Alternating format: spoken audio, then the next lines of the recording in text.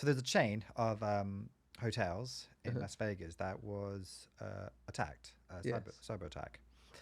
Um, I guess where I'm going with this is, what are your thoughts on it? As in, I mean, they're a big chain.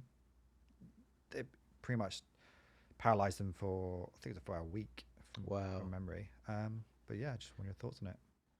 I mean, isn't it amazing a business of that size can be paralyzed for a week? And I'm not saying there's a right or wrong. Mm. The way I see those sorts of things is not necessarily how could it have been avoided, because that has passed, but do we know why it failed?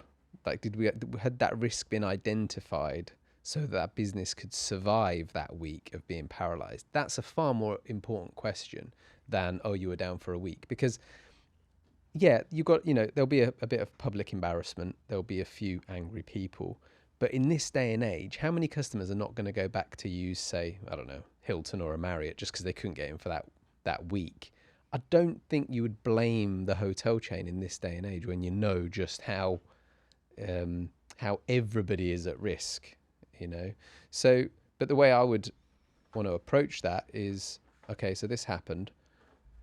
If next time this happens, which it probably will, we don't want to be down for a week. What time limit can we live with?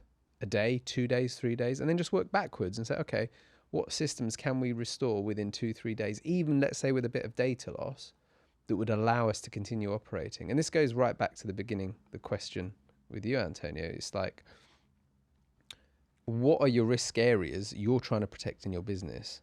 Unless you know what log jams will be created when a specific thing happens to a specific department in your company, you are not really doing a risk assessment of any value. Mm.